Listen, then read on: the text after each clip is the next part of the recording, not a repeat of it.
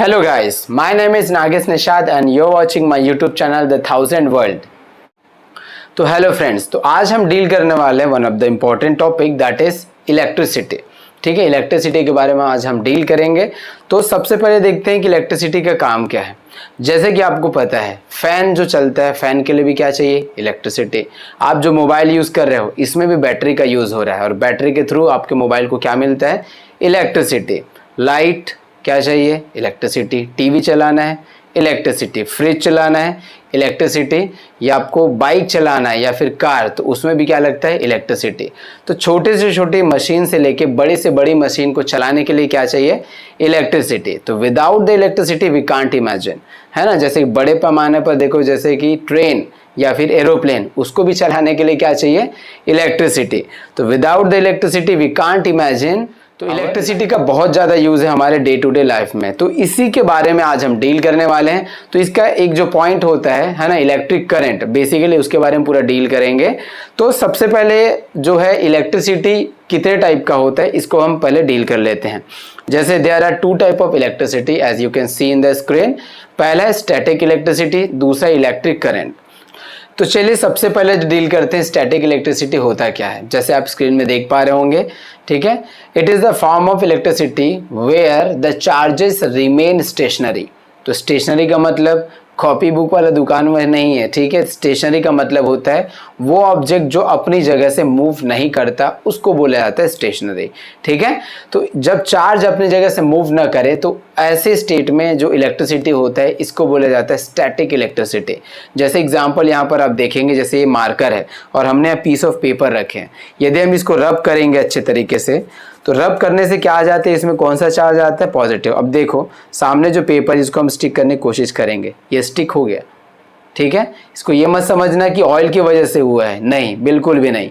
याद रखना जो नॉर्मल पेपर था वो नेगेटिव चार्ज में होता है और जब हम ऑब्जेक्ट को रब करते हैं तो उसमें आ जाता है पॉजिटिव चार्ज। तो पॉजिटिव नेगेटिव को अट्रैक्ट करता है, तो ऐसे, है ना। तो ऐसे इलेक्ट्रिसिटी को बोला जाता है स्टैटिक इलेक्ट्रिसिटी। आई होप आपको समझ में आ गया होगा। एक और एग्जांपल आपने किया होगा, वो होता है बलून का। बलून का आप यदि रब करेंगे, उससे फिर दूसरे छोटे मोटे पेपर्स वगैरह चिपकाएंगे तो ज़रूर चिपक जाएगा, ठीक है। तो याद रखना रब करने से मटेरियल में आ जाता है पॉजिटिव चार्ज और यही चार्ज कहलाता है आपका static electricity. Now let us talk about electric current. तो इलेक्ट्रिक करंट क्या होता है, जो चार्जेस मूव होते हैं और मूव होने की वजह से जो इलेक्ट्रिसिटी प्रोड्यूस होता है उसको बोला जाता है इलेक्ट्रिक करंट। जैसे कि हमने पहला बताया था स्टेशनरी, है ना, अपने जगह पर मूव था, लेकिन जब चार्ज मूव करेगा तब उसको बोला जाता है। ये टॉपिक इस चैप्टर का सबसे ज्यादा इंपॉर्टेंट पॉइंट है, इसी को आज हम डील करने वाले हैं। So let us see what is current, ठीक है। As you can see in the screen, so what is current, when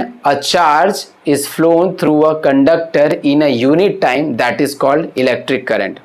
मतलब कोई भी चार्ज यदि किसी कंडक्टर पे एक जगह से दूसरी जगह मूव करे और उसको टाइम लगता है तो उसको बोला जाता है इलेक्ट्रिक। जैसे एग्जांपल से समझेंगे, हमारे पास एक केबल वायर है और आपको पता है कि वायर के अंदर में होता है कॉपर वायर और उसी से इलेक्ट्रिसिटी फ्लो होता है, ठीक है। तो इसको नॉर्मली एग्जांपल के तौर पे समझेंगे, है ना। जब क्या होता है, जैसे हम दो पॉइंट हम ले लें, तो जब इलेक्ट्रिक चार्ज जो है इस पॉइंट से इस पॉइंट तक पहुंचेगा, ठीक है, मतलब जब वो मूव करेगा तो उसको एक टाइम लगेगा, है ना। इसी flow of charge per unit time को ही बोला जाता है करंट।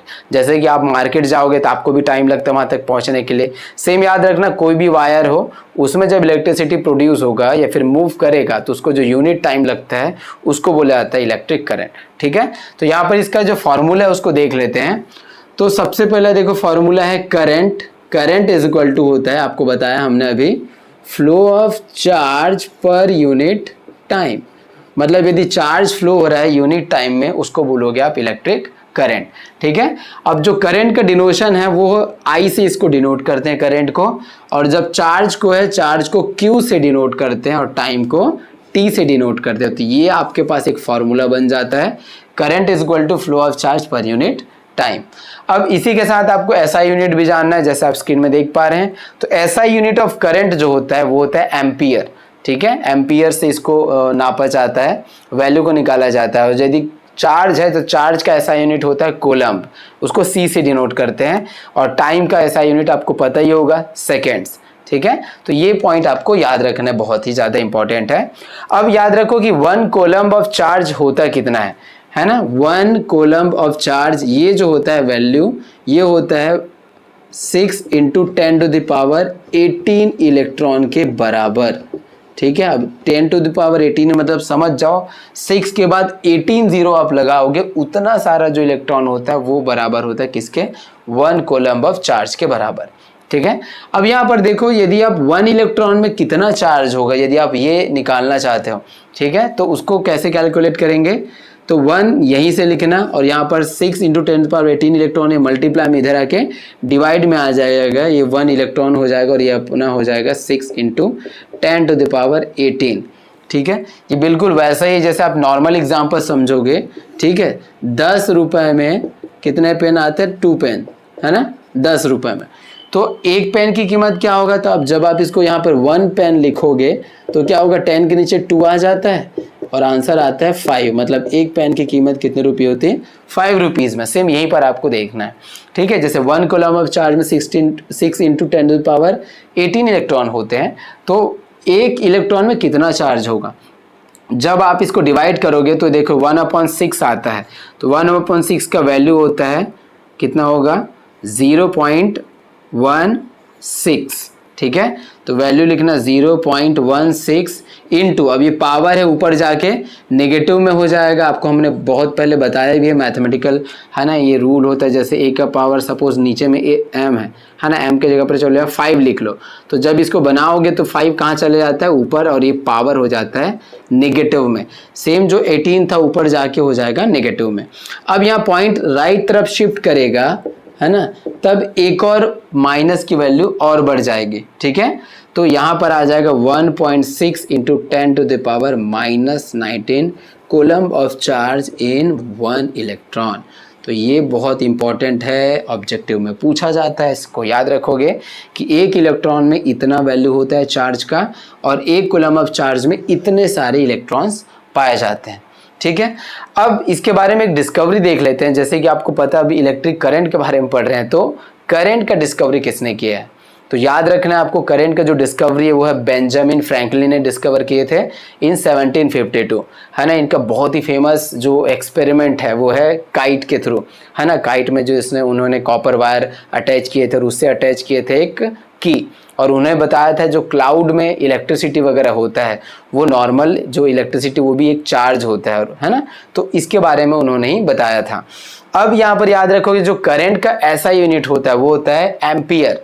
तो एम्पियर कहाँ से आया है, तो स्क्रीन में आप देख पा रहे होंगे। तो एम्पियर जो होता है it is given in the name of sir Andre Marie Ampere, है ना। तो एंड्री मैरी एम्पियर नाम याद रखोगे, ये एक फिजिसिस्ट थे, तो इनके नाम पर जो है करंट का जो वैल्यू है ऐसा यूनिट है वो दिया गया है।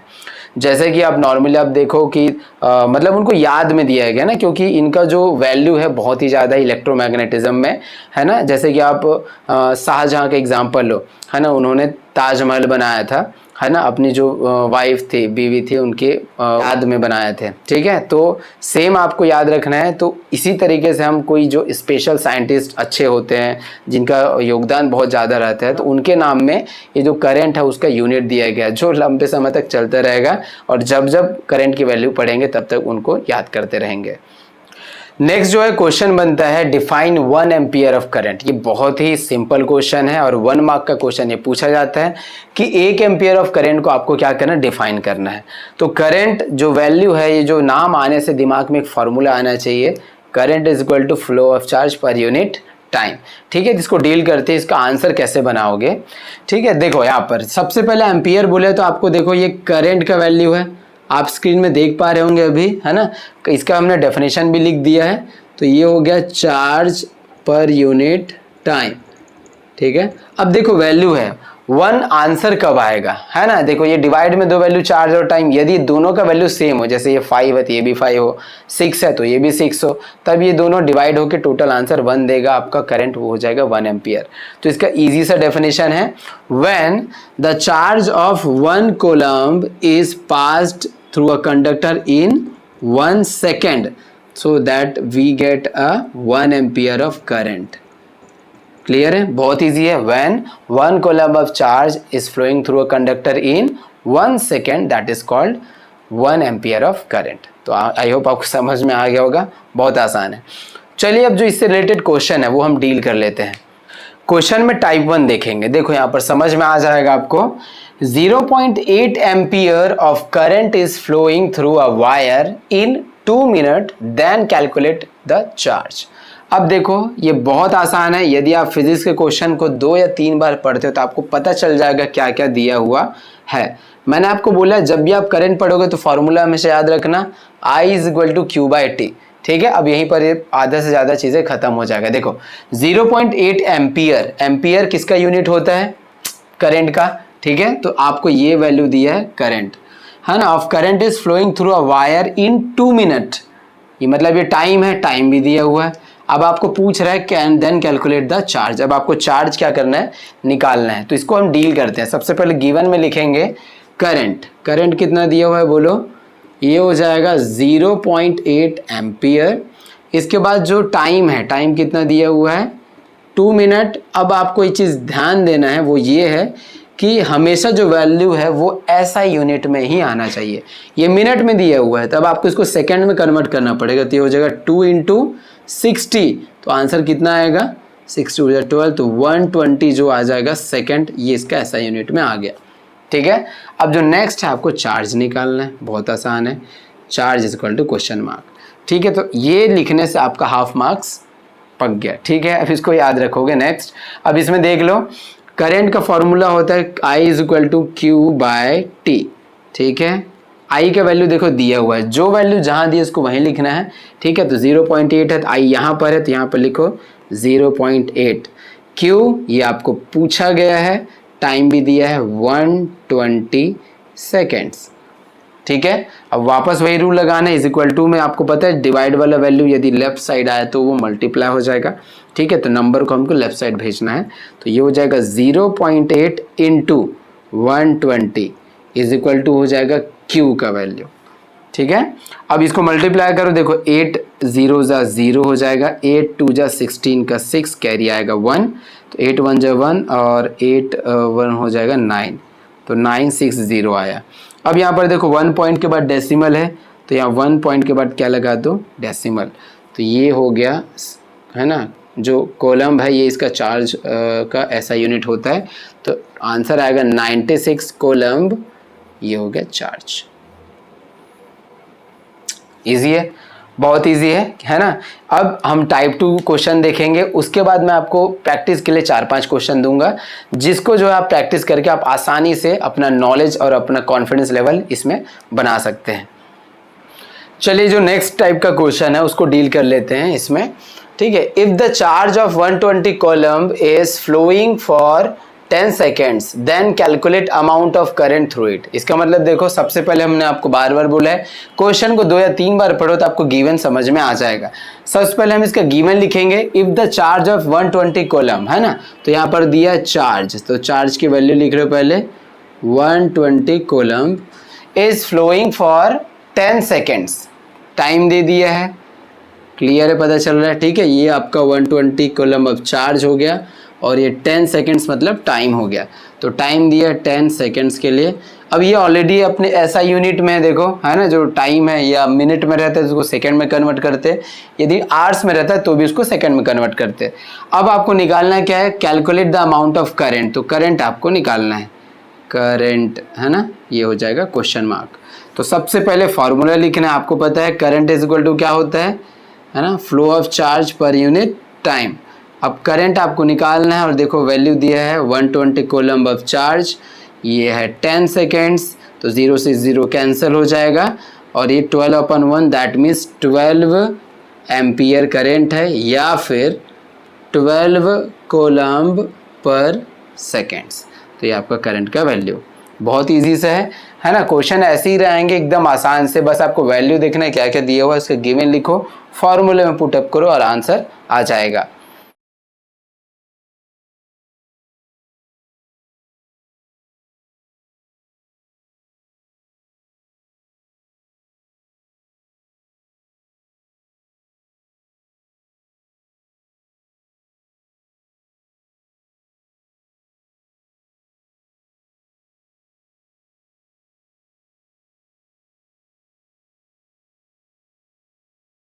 अब जो नेक्स्ट टॉपिक आता है, एक वैल्यू है, जैसे कि आपको करंट पता लगाना है कि कोई भी वायर में करंट आ रहा है या नहीं, मतलब उसमें करंट फ्लो हो रहा है कि नहीं हो रहा है, कैसे पता लगाओगे? दिमाग लगाओ। शायद आपको याद होगा एक टेस्टर का यूज़ करते हैं जिसमें हम टच करके बता देते हैं ना, टेस्टर का यूज़ करेंगे तो उससे पता चल जाता है, एक लाइट ग्लो होती है और हमको कंफर्म हो जाएगा कि उसमें वायर में क्या है, इलेक्ट्रिक करंट उसमें है, ठीक है। लेकिन एक और डिवाइस है जिसको बोला जाता है गैल्वेनोमीटर, है ना। तो याद रखना, galvanometer is a device which detect the current, है ना। मेजर नहीं करता, ये डिटेक्ट करता है, बस ये बताएगा कि करंट है या नहीं। सेम इसी तरीके का आता है एमीटर, है ना। जैसे जिसके घर में बोरवेल्स वगैरह होगा तो उसका जो मशीन होता है स्टार्टर, है ना, वहाँ पर यदि आप देखोगे तो उसमें एक जगह ए करके रहता है ना वैल्यू, और एक में वी रहता है। तो ए का मतलब होता है एमीटर, मतलब उसमें कितना करंट फ्लो हो रहा है, ठीक है। So ammeter is a device which measure the flow of current in a circuit, है ना। करंट को मेजर करने के लिए जो डिवाइस है वो आपका एमीटर, एंड वी जो होता है वो वोल्ट मीटर होता है, that is a device which measures the potential difference of a current wire. चलिए देखते हैं अब इलेक्ट्रिक सर्किट डायग्राम होता क्या है, ठीक है। जो जनरली ये भी 1 मार्क या 2 मार्क का क्वेश्चन आता है कि draw a labelled circuit diagram, है ना, जिसमें कुछ कुछ वैल्यू रहते हैं, जैसे कि बल्ब है, बैटरी है, की है, रेजिस्टेंस है, एमीटर, इसको शो करना पड़ता है।